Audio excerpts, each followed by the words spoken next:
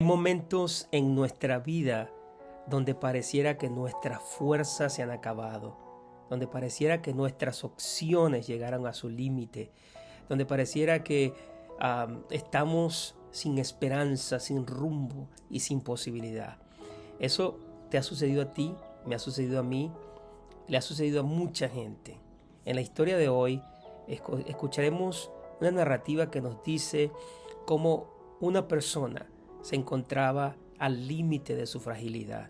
Hay momentos donde nos encontramos a ese límite, donde pareciera que ya no hay más nada que uno pueda hacer. Y leemos en el capítulo 7 de Lucas, versículo número 11. Poco después, Jesús, en compañía de sus discípulos y de una gran multitud, se dirigió a un pueblo llamado Naín. Cuando ya se acercaba a las puertas del pueblo, vio que sacaban de allí a un muerto. Primera palabra, total desafío, porque la palabra muerte desafía a cualquier ser humano. Hijo único de madre viuda, para remate viuda. La acompañaba un grupo grande de la población. Al verla, el Señor se compadeció de ella y le dijo: no llores. Podemos ver en esta narrativa de que Jesús entendió que esta mujer, este ser humano, andaba al final de sus fuerzas, andaba profundamente conmovida por el momento y posiblemente quebrantada por el futuro.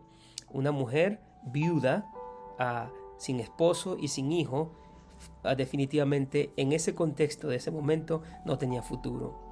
Era muy difícil la realidad social y financiera de una persona que viviera de esa manera, que estuviera sin ninguna protección social.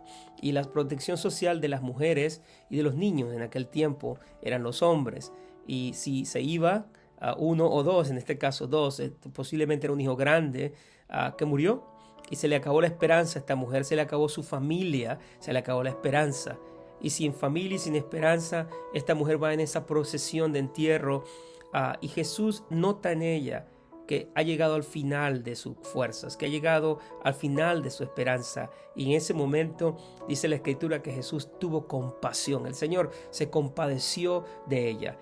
Y creo que los momentos en los cuales Dios expresa su compasión en nuestras vidas, donde estamos en momentos muy vulnerables, es allí donde nosotros podemos sentir como la vida regresa a nuestro ser, sentir como la esperanza se fortalece en nuestro ser. Y esa palabra no llores fueron palabras no de parar su sufrimiento porque no importaba, sino más bien de invitarla a que recobrara su esperanza. Versículo 14 dice: entonces se acercó y tocó el féretro, lo cual no haría ningún líder religioso de su tiempo, porque eso simplemente era contaminarse básicamente. Y los que lo llevaban se detuvieron. Y Jesús dijo: joven, te ordeno que te levantes. El muerto se incorporó y comenzó a hablar, y Jesús se lo entregó a su madre. Todos se llenaron de temor y alababan a Dios. Ha surgido entre nosotros un gran profeta, decían. Dios ha venido en ayuda de su pueblo. Estas son más o menos referencias parecidas a cuando Dios visitó al pueblo de Israel que estaba bajo la esclavitud y la opresión del pueblo egipcio y luego más adelante otros pueblos que los oprimieron. Dios tenía compasión y descendía, dice la Escritura, y visitaba a su pueblo que estaba al borde de la desesperación, que estaba al borde de usar sus fuerzas, ya no podían más. Y Dios en su compasión revitalizaba su esperanza. Y yo creo que lo que tú y yo, hermano y hermana, necesitamos, amigo y amiga, necesitamos es que nuestra esperanza se revitalice por la misericordia de Dios, por la influencia de la presencia y del poder de Dios en nuestras vidas. Nuestra esperanza puede ser revitalizada.